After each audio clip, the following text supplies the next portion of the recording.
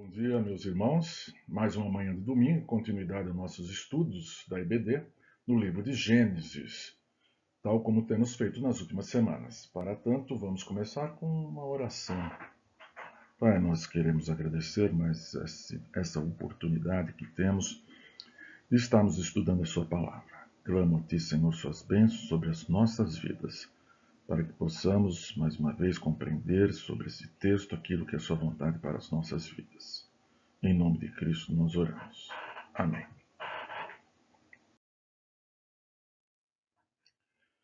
Lição de número 8 traz como tema os benefícios da fidelidade. Alvos da lição. O aluno será capaz de alcançar os seguintes objetivos gerais. 1. Compreender que Deus cumprirá suas promessas no tempo determinado por Ele mesmo, e não por nós. E 2. Reconhecer a fidelidade de Deus em nossa vida. Como objetivos específicos temos 1. Ser fiel a Deus em todas as circunstâncias e promover a paz nas diversas circunstâncias da sua vida. O texto bíblico dessa lição de número 8 encontra-se no livro de Gênesis, nos seus capítulos de 21 até 27. E o texto áureo está em Gênesis capítulo 22, verso 8, na parte A. E disse Abraão: Deus proverá. Introdução. A lição do dia de hoje nos traz primeiramente o cumprimento da promessa.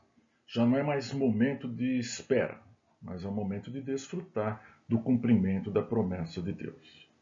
Muitas vezes nós vemos neste episódio, e também na nossa vida, que o tempo muitas vezes pode ser encarado por nós como um grande inimigo.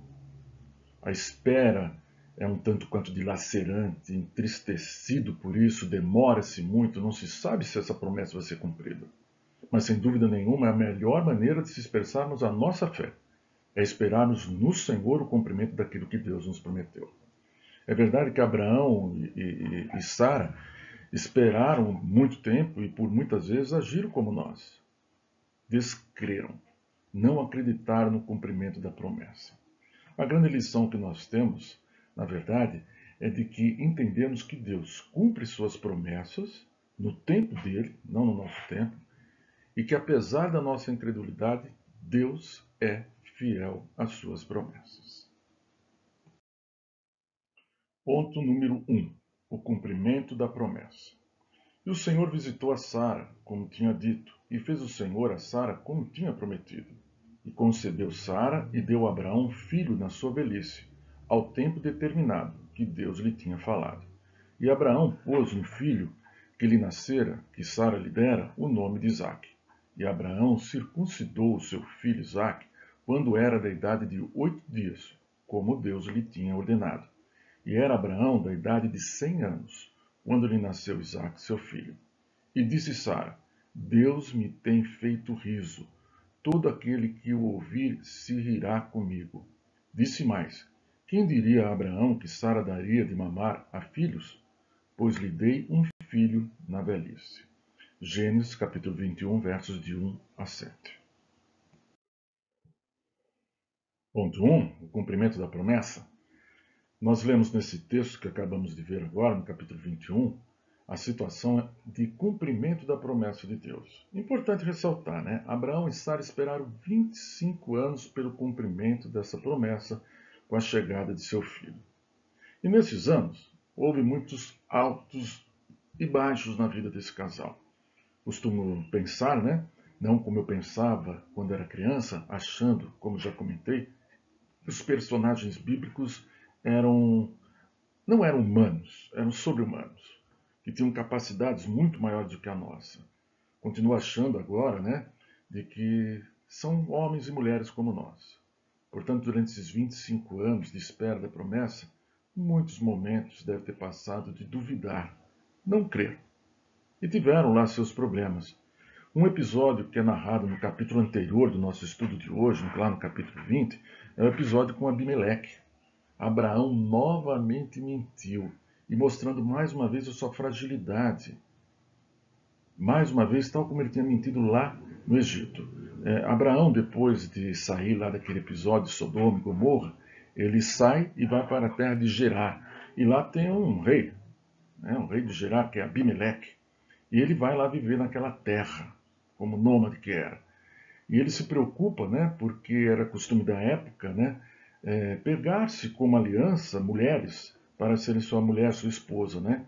E esse Abimeleque vai lá e pega a sua esposa, Sara, com o consentimento de Abraão, porque esse fala que era sua irmã, exatamente o mesmo erro que ele tinha corrido lá anos atrás, lá no Egito. E ela vai para a casa desse novo rei, desse rei, Abimeleque. Mas o Senhor prontamente, em sonho, se apresenta a Abimeleque e mostra o grande erro que ele ia cometer. E a coisa depois é resolvida, né, entre Abraão e Abimeleque. Tal como foi com Faraó. Também Abimeleque questiona: o que fiz eu de mal para você, para me trazer essa maldição? O Senhor era matar, acabar com todos eles. E não fez, né? Teve a misericórdia em cima dessa vida por conta de Abraão ter retomado, voltado atrás. Então veja, esse episódio mostra que, mais uma vez, Abraão era um homem como nós, uma pessoa, um ser humano como nós. E ele pecava, errava, como errou aqui. Mas apesar disso, e tudo isso, várias vezes Deus confirmou a ele a sua promessa. E ele esperou. E se cumpriu, como nós vimos nesse texto. E destacamos: Deus cumpre suas promessas. Deus é fiel à sua palavra. Não é fiel a mim, porque não sou merecedor disso, mas a palavra dele. Se Deus falou que ia fazer determinada coisa, essa coisa ele vai fazer. A questão nossa é sempre a questão do tempo, né? O tempo de Deus e o nosso tempo. Como esperar? Como esperar? É um dia? É um mês? É um ano? São 20 anos? São 25 anos? Chega uma hora que a nossa parte humana diz: não vai mais acontecer. Esquece, não é? Mas Deus cumpre suas promessas. Isso a gente tem que ter bem firme. 2. Abraão cumpre as exigências da aliança. Quais eram essas? Bom, primeiro, colocar o nome do seu filho de Isaac, e assim o fez. E a segunda coisa, a circuncisão. Assim o fez também no 8º dia. 3. Sara exulta de alegria. Os irmãos devem estar lembrados do riso de Sara quando ouviu lá do anjo falando da sua futura gravidez, né, já na velhice. Ela riu e achou que seria impossível. Mas agora, com o cumprimento da promessa, Sara está exultando de alegria. Ela agora conseguiu ver com clareza o cumprimento da promessa do Senhor na sua vida. E por isso ela exulta ao Senhor. Hein? Ponto 2. A dor da despedida. E cresceu o menino, e foi desmamado. Então Abraão fez um grande banquete no dia em que Isaac foi desmamado. E viu Sara que o filho de Agar, a egípcia, a qual tinha dado a Abraão, zombava. E disse a Abraão: ponha fora esta serva e seu filho, porque o filho desta serva não herdará com Isaque, meu filho. E pareceu esta palavra muito, muito má aos olhos de Abraão, por causa de seu filho. Porém Deus disse a Abraão: não te pareça mal aos teus olhos acerca do moço e acerca da tua serva.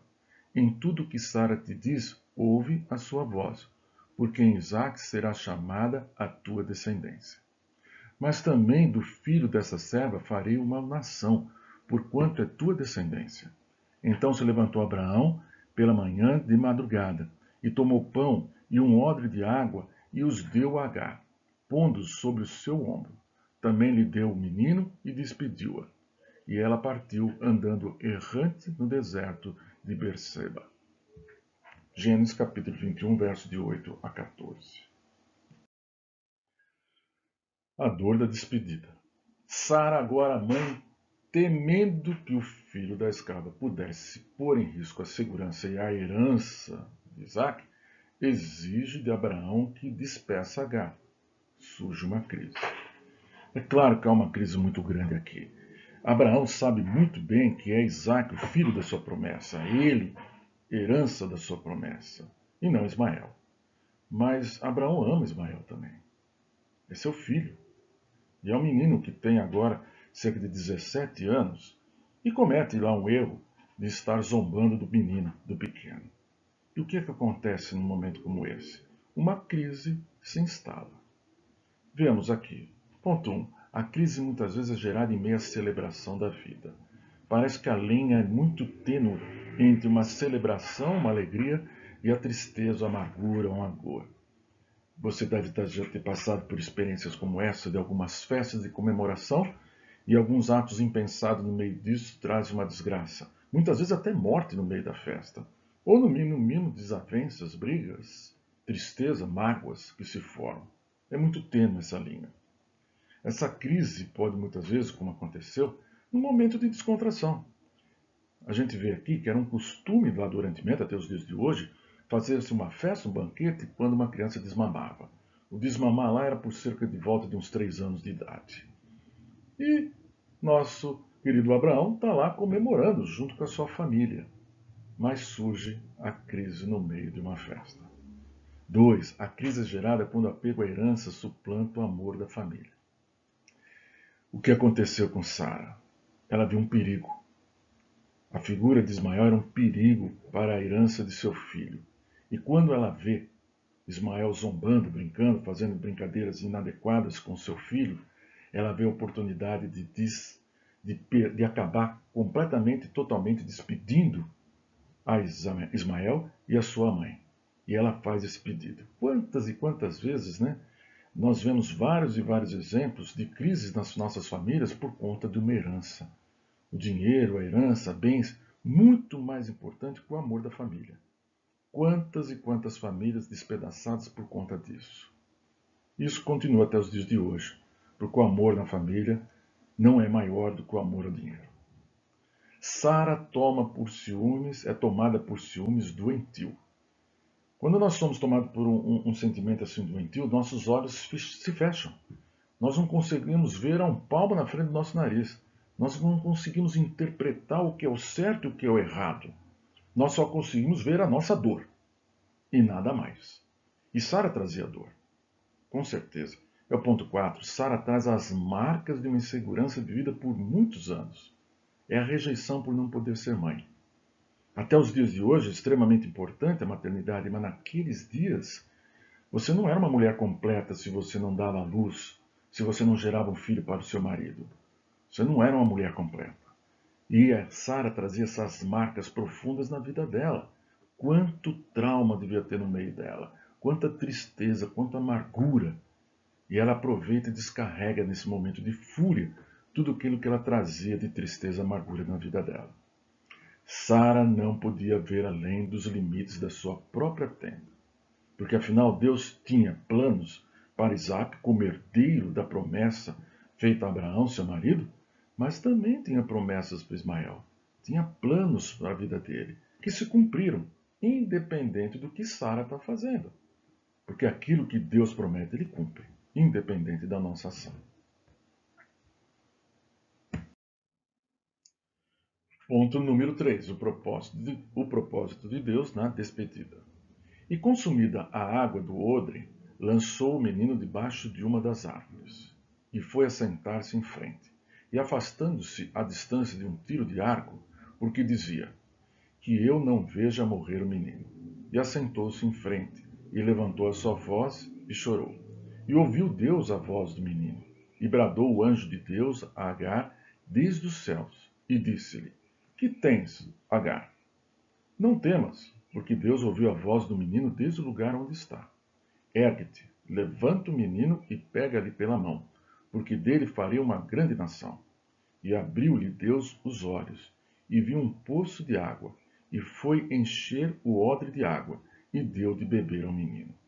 E era Deus com o menino, que cresceu e habitou no deserto, e foi flecheiro. E habitou no deserto de Parã, e sua mãe tomou-lhe mulher da terra do Egito. Gênesis 21, versículos 15 a 21. Ponto 13. O propósito de Deus na despedida, né? Apesar do episódio ter sido extremamente desagradável para Abraão, né? Ele cumpre aquilo que Deus fala para ele. Ele cumpre aquilo que Sara tinha falado. Deus o alerta. Porque havia um propósito divino nessa separação. Apesar dessa separação, o Senhor não iria abandonar nem Ismael, nem tampouco sua mãe. Havia um propósito para tudo isso. Quanto a Agar e seu filho Ismael, são despedidos e vão para o deserto. Agar experimenta a fragilidade humana nesse episódio. 1. Agar saiu errante pelo deserto. Dá para ter uma ideia do que é isso? Primeiro passo que ele saiu do acampamento, em direção a qual local? Não tinha para onde ir. Era errante. Para qualquer lugar que fosse, ela não sabia para onde estava indo. Para cima, para baixo, para o norte, para o leste, tanto faz. Ela estava totalmente errante junto com o menino. Ponto 2. Acabou a água. E quando acaba a água, acaba a esperança. O que poderia ser feito? Agora é sentar e esperar a morte chegar. Ela põe seu filho debaixo de um arbusto e vai a uma certa distância para ali chorar e morrer, para que não visse o seu próprio filho morrer. Ela experimenta, como eu ponho no ponto 3, a incapacidade de ver Deus nas situações mais desesperadoras da vida. Ela experimenta exatamente isso. Ela senta e chora. E apenas chora. Quem clama é seu filho. A voz de seu filho é ouvida lá do céu. E vem o anjo do Senhor em socorro a esses. Agar está chorando porque perdeu totalmente a esperança. Ela chora, mas não ora. Ela sente o peso do momento da vida sendo tragada pelas dores da morte que estava por chegar. Ela não consegue abrir os olhos e ver que possa haver alguma esperança. Ela só senta e chora. Não nos é proibido chorar. Podemos chorar. Podemos nos lamentar, podemos nos entristecer, mas não podemos, de maneira nenhuma, duvidar de Deus e perder a ligação com Ele, continuando tendo fé no nosso Deus. A voz de Ismael foi ouvida e o anjo veio em socorro. E Deus cuidou e cuida do futuro de Agar enquanto ela pensava que só tinha passado. Não tinha mais futuro nenhum. Mas Deus cuidou dela e de seu filho também. Ponto 4. Uma aliança da paz. E aconteceu naquele mesmo tempo que Abimeleque, com Ficol, príncipe do seu exército, falou com Abraão, dizendo: Deus é contigo em tudo o que fazes. Abraão, porém, repreendeu Abimeleque por causa de um poço de água, que os servos de Abimeleque haviam tomado à força. Então disse Abimeleque: Eu não sei quem fez isto, e também tu não me fizeste saber, nem eu o ouvi senão hoje. E tomou Abraão ovelhas e vacas e deu-os a Abimeleque, e fizeram ambos uma aliança. É o texto que está no final do capítulo número 26, que nos apresenta uma aliança entre Abraão e Abimeleque. Abimeleque, aquele mesmo da crise do capítulo 20, que nós falamos agora há pouco. Naquele momento, já tinha ocorrido uma primeira crise. Essa primeira crise foi uma questão de semente, de herança, extremamente perigosa, do qual Abraão entregou a sua irmã a Abimeleque. Abimeleque não chegou a possuí-la. E sendo ele, Abraão, entregue a sua esposa para Abimeleque, ficaria interrompida a possibilidade da promessa se cumprir. Veja o grande risco que correu Abraão. E Abimeleque também ia sofrer graves e sérias consequências. O que nós vemos agora é uma segunda crise, um segundo momento entre Abraão e Abimeleque, que ocupa muito mais os riscos em relação à terra onde eles viviam. Há um problema entre os servos de Abimeleque com Abraão, com os servos de Abraão, por causa de um poço. Talvez para nós não tenha muita importância o significado, mas para aquela região, um poço era a diferença entre a vida e a morte, porque é onde poderia se pegar água. E há uma discussão. E o que acontece no final? O que acontece é que há uma aliança pela paz entre os dois. Extremamente importante, Essa aliança ocorre e a paz é celebrada entre eles com os seguintes pontos. Um é o reconhecimento da bênção de Deus sobre Abraão. Abimeleque e todo o povo em volta sabia que Abraão era servo do Senhor e sabia muito bem das bênçãos que Abraão tinha. Então ele respeita, ele reconhece que esse aqui é um servo do Senhor. tal como nós também devemos ser reconhecidos como servos do Senhor pela nossa vida e atitude. O pedido de Abraão é usar de bondade para com Abimeleque e seu povo. Esse é outro pedido. Porque reconhecendo que Abraão é o servo do Senhor, Abimeleque teme ao Senhor, as consequências que poderiam vir. E por isso Abimeleque clama, pede a Abraão que use de bondade para com ele e também para com seu povo. Mais uma vez, celebração de uma aliança de paz entre nós nos dias de hoje, como podemos ter entre crentes e não crentes também. Né? Do que depender de nós, tenhamos paz com todos. Ponto número 5. O Deus da promessa proverá. Vamos ler alguns versículos do capítulo 22. E aconteceu depois destas coisas que provou Deus a Abraão e disse-lhe: Abraão. E ele disse: Eis-me aqui. E disse: Toma agora o teu filho, o teu único filho Isaque, a quem amas, e vai da terra de Moriá. E oferece-o ali em holocausto sobre uma das montanhas, que eu te direi. Então se levantou Abraão pela manhã de madrugada, e albardou o seu jumento, e tomou consigo 2 de seus moços e Isaque seu filho, e cortou lenha para o holocausto, e levantou-se e foi ao lugar que Deus lhe dissera. Então falou Isaque a Abraão seu pai, e disse: Meu pai. E ele disse: Eis-me aqui, meu filho. E ele disse: Eis aqui o fogo e a lenha, mas onde está o cordeiro para o holocausto? E disse Abraão: Deus proverá para si o cordeiro para o holocausto, meu filho. Assim caminharam ambos juntos. E estendeu Abrão a sua mão, e tomou o cutelo para imolar o seu filho. Mas o anjo do Senhor lhe bradou desde o céu e disse: Abraão, Abraão. E ele disse: Eis-me aqui.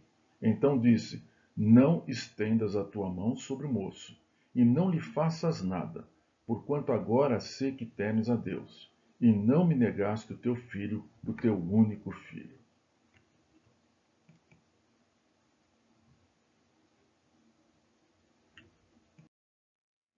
Ponto 5. Deus da promessa proverá. O capítulo 22 retrata a etapa culminante em que a fé chega à plena maturidade.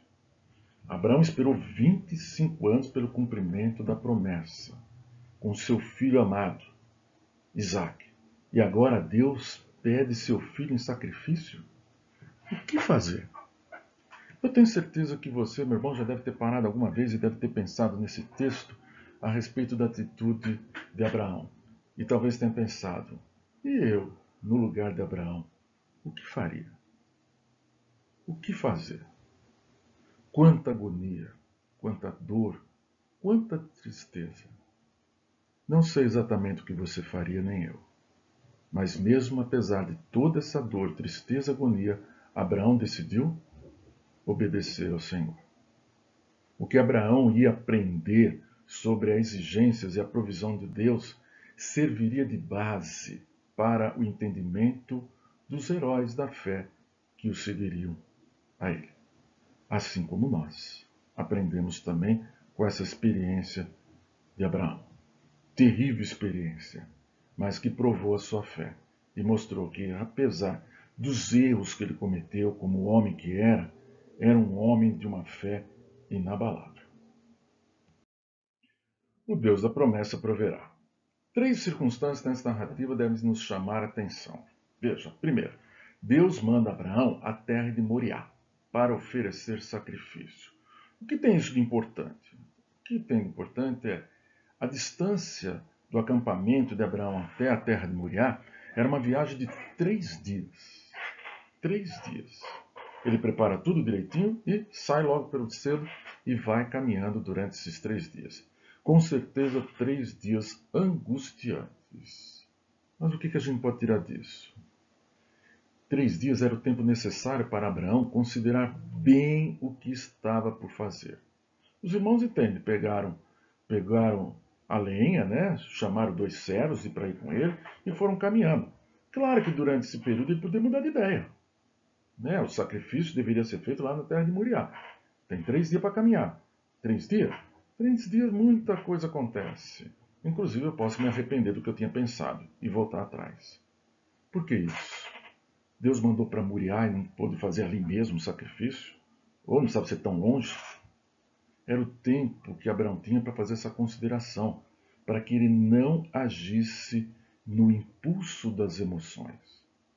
Deus queria e quer, desejo de todos nós, até nos dias de hoje, que nós tenhamos posições seguras, certas, racionais, não emocionais, para não sermos levados, tal como foram levados para fazer, depois nos arrependermos de termos feito.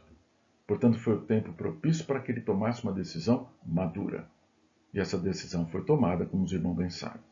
O número 2, Abraão se dispõe imediatamente a cumprir o mandado do Senhor. Abraão levantou-se manhã cedo. E o servo sempre deve estar pronto a obedecer ao seu mestre. É isso que Abraão mostrou para nós. Ele podia ir refletindo. Vou pensando, afinal de contas eu tenho 3 dias. O Senhor me deu esse tempo mesmo para mim. Mas eu não parei para ficar esperando para ver o que ia acontecer. Peguei as coisas e fui imediatamente. Assim foi a atitude de Abraão. E 3, pela primeira vez surge o conceito de um sacrifício vicário, um sacrifício de substituição, tal como aquele que Cristo fez por todos nós. Esse sacrifício aponta para o sacrifício de Jesus Cristo, que fez por toda a humanidade. Ponto de número 6, a promessa consolidada. Vamos ler alguns versículos do capítulo 24 agora. O Senhor Deus dos céus, que me tomou da casa de meu pai e da terra da minha parentela, e que me falou e que me jurou, dizendo: à tua descendência darei esta terra. Ele enviará o seu anjo diante da tua face para que tomes mulher de lá para meu filho. Se a mulher, porém, não quiser seguir-te, serás livre deste meu juramento. Somente não faças lá tornar a meu filho.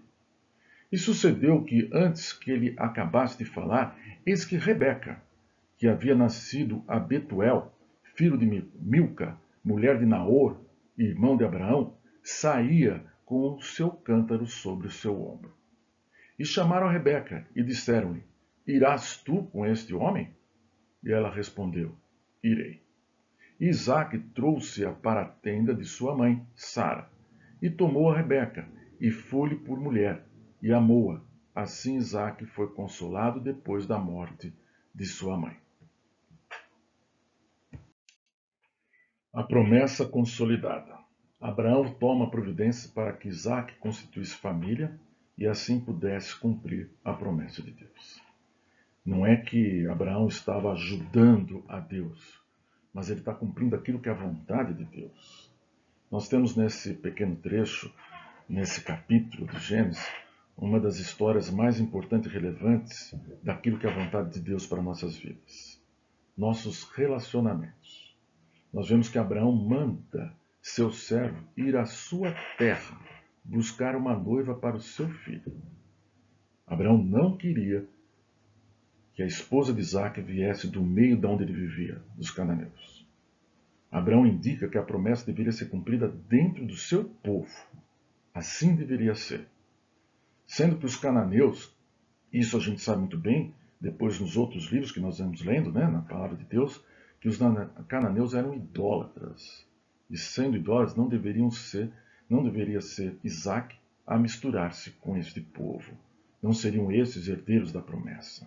Portanto, no meio do povo de Abraão, deveria sim vir a noiva, aquela que junto com Isaque seria a herdeira daquela promessa feita a Abraão. E assim foi feito.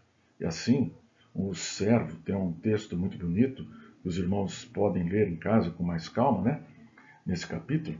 O servo vai até a terra de Abraão e lá vai buscar, e Deus orienta na busca dessa que seria a futura esposa de Isaque. E acha Rebeca. E essa é trazida para o meio do povo da tenda onde estava Abraão, conhece a Isaque e ali eles formam uma nova família. Irmãos, casamentos mistos sempre foram vistos com restrição pela palavra de Deus.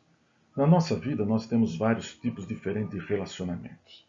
Nós nos relacionamos com nossos patrões ou com os nossos funcionários, nos relacionamos com amigos, com familiares, e nós também nos relacionamos com esposa e esposo. Sem dúvida nenhuma, esse relacionamento é muito diferente dos anteriores. É nesse relacionamento que Deus nos abençoa e expressa sua vontade em termos de termos uma vida com os nossos filhos daquilo que Deus deseja. Esse relacionamento não deve, de maneira nenhuma, ser feito e consolidado com aqueles que não expressam a mesma adoração a Deus como nós. Os irmãos sabem muito bem do jugo desigual, o quanto sofrido é para um servo do Senhor ter um relacionamento que, segundo as normas da palavra de Deus, deve ser duradouro, até que a morte os separe, e nós levarmos uma vida com alguém que não expressa a mesma adoração. Portanto, nós devemos raciocinar e pensarmos muito bem e não sermos levados pelas emoções. Quando somos jovens, nós somos levados facilmente por essa emoção. E muitas vezes nos fechamos os nossos olhos e achamos que tudo vai dar certo no final. Tudo vai dar certo no final. E nós acreditamos em algumas mentiras, como acreditar que eu vou mudar ele, eu vou mudar ela. Ninguém muda ninguém. Eu não consigo mudar absolutamente nada na minha esposa se ela não tiver esse desejo de mudar. Você também não consegue isso com a sua esposa, nem tampouco com o seu esposo. Isso vem dele, do desejo dele, para poder mudar. Portanto, Deus nos orienta a não arriscarmos a nossa vida e termos uma vida com outro servo do Senhor. Não quer dizer que a vida com outro servo do Senhor vai ser uma vida de mar de rosas. Tudo perfeito, lindo, maravilhoso, nenhum problema nós vamos enfrentar. Mentira! Se contarem isso para você é uma mentira muito grande. Temos problemas, temos aflições nessa vida. Mas muito melhor passar pelas aflições e problemas que essa vida tem, tendo ao nosso lado um parceiro, uma parceira que expresse o mesmo amor ao nosso Deus. E se por acaso já aconteceu de fazermos isso, estarmos já casados, não abandone, de maneira nenhuma. Ore, clame a Deus pelo seu parceiro, pelo seu esposo e pela sua esposa. Você é uma bênção na vida dele e na vida da sua família, e assim deve continuar. Não abandoná-lo ou abandoná-la jamais.